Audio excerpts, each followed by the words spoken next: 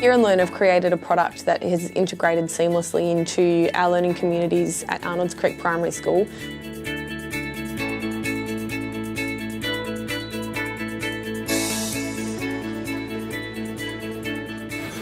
At the moment, I don't know of any product that's like the Hear and Learn, like the Flexcat, that's got that that's simple to use and as flexible as it is.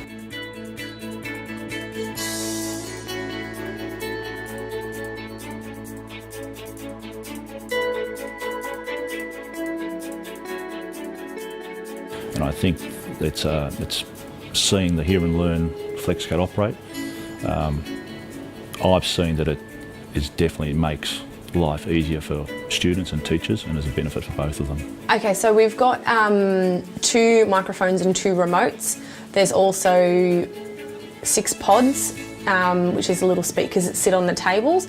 So we'll be mic'd up with an earpiece in and having the remote either nearby, like on the table next to where we're working with a child, or somewhere within vision. And we can either be tuned into the whole learning community, so through all the speakers in the ceiling, and talking to the whole learning community at once, or we can be talking to just one table group at a time. It was really interesting in the start because some of the children with teachers wearing an earpiece and talking through them to a microphone, it was a bit like they were rock stars in the FBI because that's all they see on the television with the wiring going to the ear. And considered spying on them. But it actually has brought out a lot for the children with low self-esteem, and the kids have now got used to new technology and having conversations and then having their ideas broadcast right across the learning environment, or they can be just talking directly to the teacher wherever they are in the learning environment.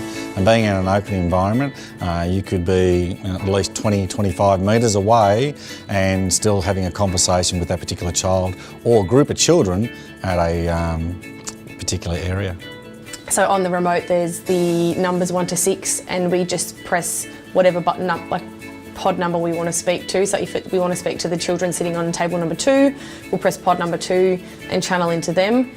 We can have our voices on mute as well, as in we can just listen to their conversations to make sure that they are talking about the task, because we do have quite a lot of collaboration and group work happening here. Technology also, from the pods, we can use the remote and the children can share their learnings and their understandings that they've had, or a question that they may have with the whole learning community. So we might pose a question to the whole learning community that one particular student has, or if they've discovered something that maybe we've noticed a few kids are asking, instead of us telling them, we'll let the kid, whoever it is who's discovered it, the child can share with the whole learning community if we've noticed that it's a common question that's arising.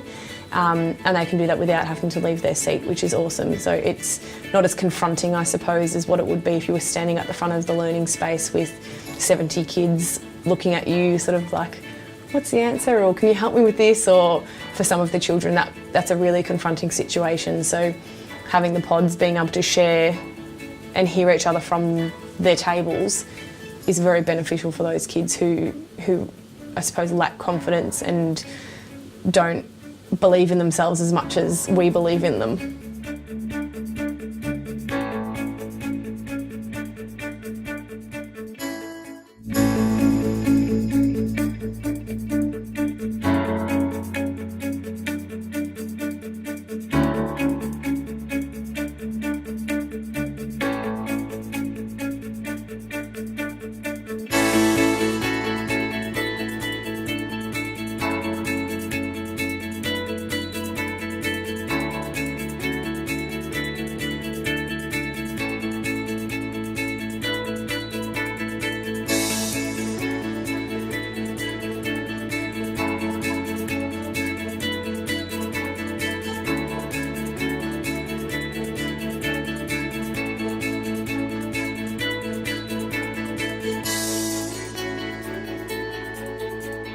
Feedback that's come back from staff is that it's a fantastic use of technology and really helping those children who had low self-esteem, who wouldn't contribute in a large group. So when we came back for feedback and sat them down on the floor in a traditional classroom and asked for feedback, they wouldn't put up their hand, they wouldn't speak.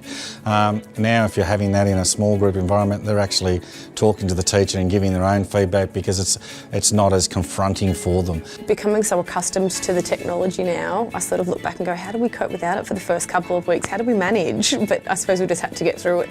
But yeah, in terms of the kids, like it's sort of just a part of the everyday routines. They know how to use it, when to use it, why they should be using it.